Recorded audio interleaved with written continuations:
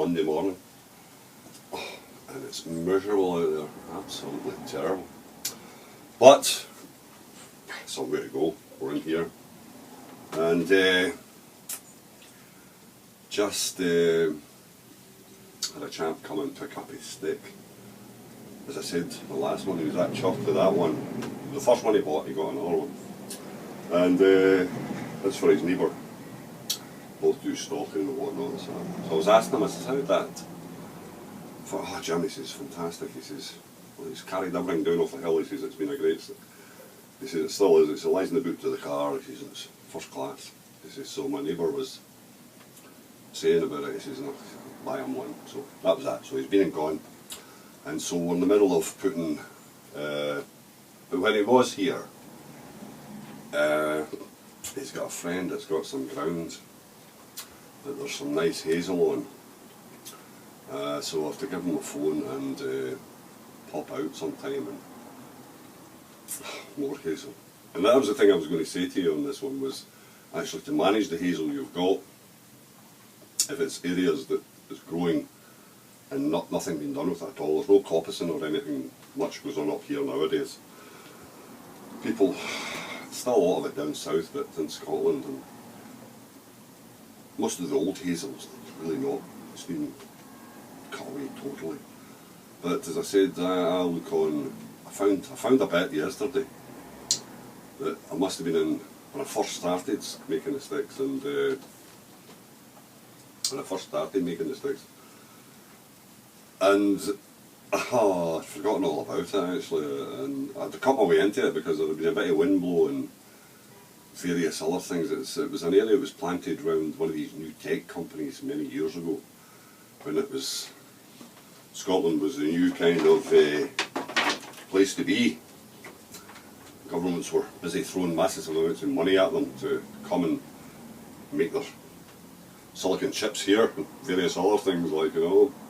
And so I must have been in it because I recognised it, and I had left one or two sticks up in an area in case somebody came past. But as it happened, nobody's been in round about it and everything like that. So I said to myself, there's nobody been in around this area, so even though I've cut my way in, I've cut my way in a kind of awkward way, so it won't come across it accidentally. So I've decided to manage it. I'm looking to the future here. In other words, if you've got hazel that you're cutting out of, look at it and look at the young shoots, the whips that are coming away, and try and give them clear space all the way. Get them a good length to them without, and it's the doglegging thing's the problem with them. As soon as it hits something, another branch or something, it just kinks round it, and still keep growing, but it puts that little dog leg on it. And so yesterday I had said to myself, right, okay, we'll manage this bit, because it's a bit that I could see there's a lot of potential there, and how I managed to forget about it, well, God, I'm in that many different places at times, so that's it. But anyway, that's what I was going to say to you. If you're looking for sticks for the future, for next year, the year after, manage it. If, you know, and you may well get somebody wandering in at some point and cutting a stick out of it, but in general it's all right. But while I was away the other week there, and I was going to say to you, because we're going to be more talking there than anything else, I was going to show you this one. This was the one I've just put together. It's very nice. It's birch. A nice bit of birch. I straightened it up, and a bit of Scots pine. Lovely. Really nice. And it's a different shape for a thumbstick, so it's quite alright. But when I was away stick finding, I looked for shanks the other week there, I came across a brand new bike, children's mountain bike, Apollo, what was it now, Expander it was, Apollo Expander, new. I hadn't done much at all anyway, put it this way, so I went, I caught sight of it, a bit of it, and I went, what the hell is that? You know, it catches your eye, you go, yeah, look at that. But the old hip now, I tend not to go too far off the beaten track. But anyway, I said, I'll go over and have a look at this. And here we got it was a brand new mountain bike. So I said, I'm flat, quite a bit of weight to it too for a children's, but it was a good quality bike, you could see that. And I went out, I just walked on and I went, bother this, I'm not going to bother this, like, let's carry on. Anyway, I couldn't have allowed myself to do that, so I said, took it back, stuck it in the back of the van, and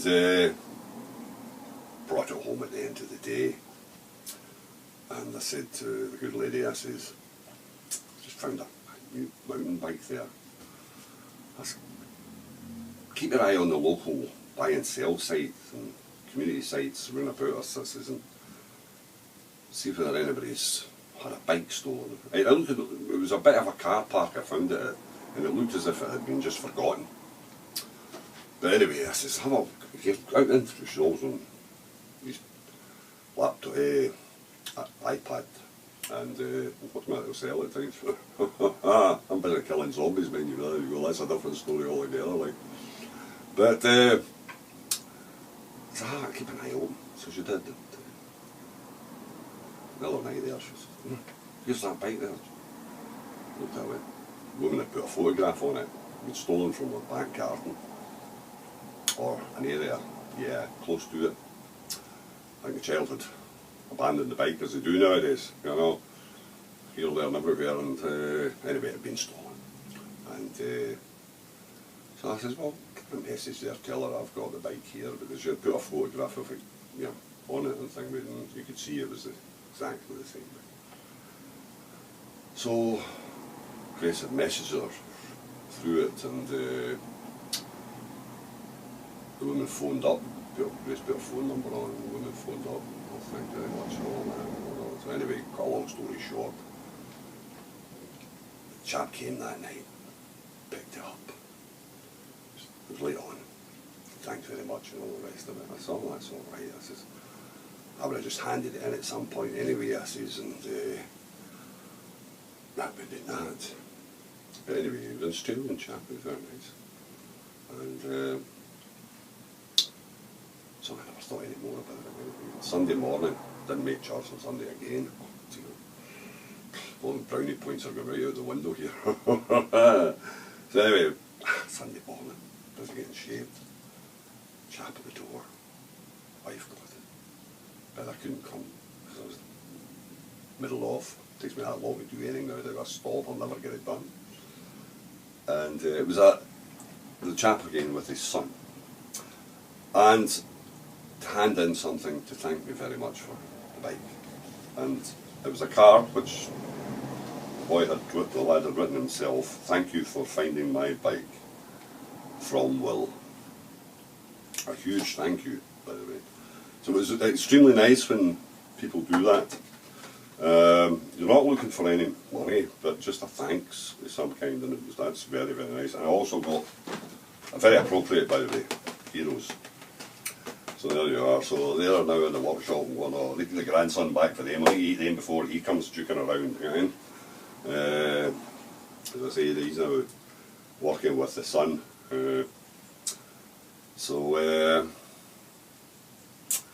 Yes, so it was very, very nice of them and that kind of thing. And in complete contrast to coming out of the shop one day, finding a wallet, picking it up, £40, and driving licence and cards, all the tickets you need for various machinery, and a chap working on the new bridge.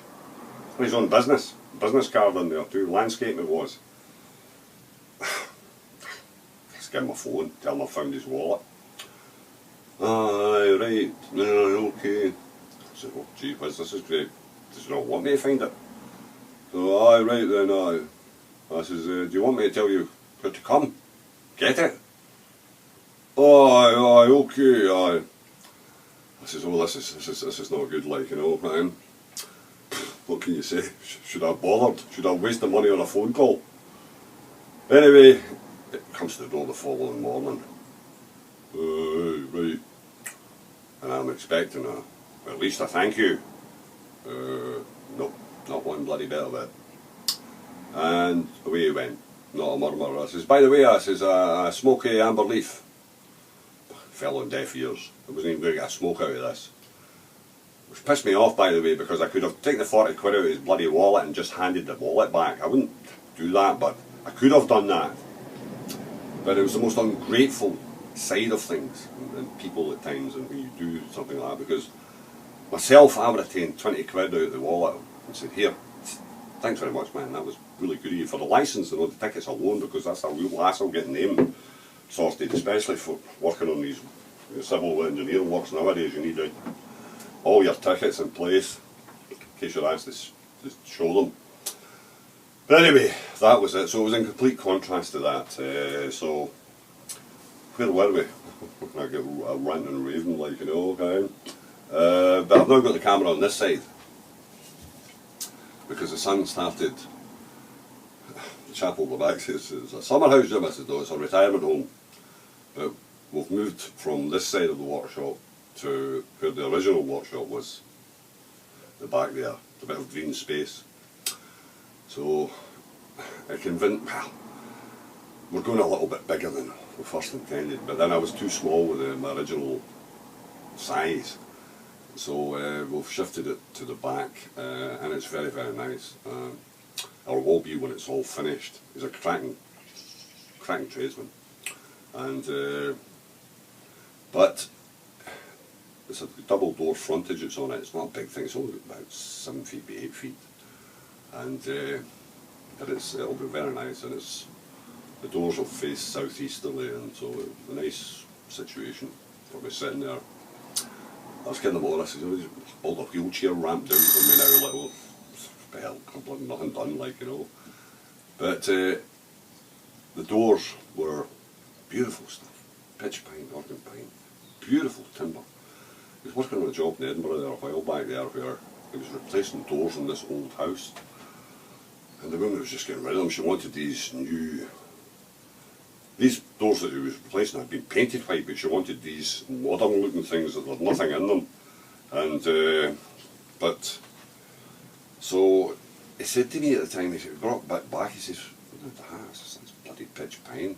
He says, what, toss them? I said, don't toss that. I says, enough timber out of that. I says, there's 2 doors, full panelled glass doors, and all other ones, 15 painters and that. Cracking things. But they'd been all real stained or whatever, and varnished away back then. Probably not a lot of stain, but everything was brown. Now, back then in the 40s and 50s, it's coming, or 50s and 60s, sorry, it was white. Everything was white. Everything was getting painted all over.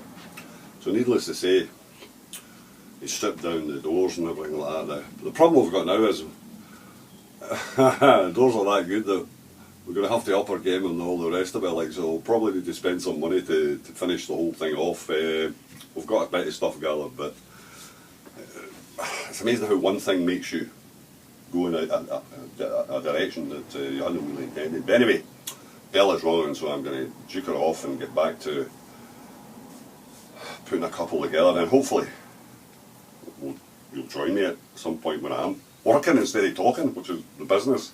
Anyway, as I said to you, if you're working Hazel, look at managing it. If you're going to be doing it for a few years, try and manage it, and that'll be it. Okay, all the best. Cheers.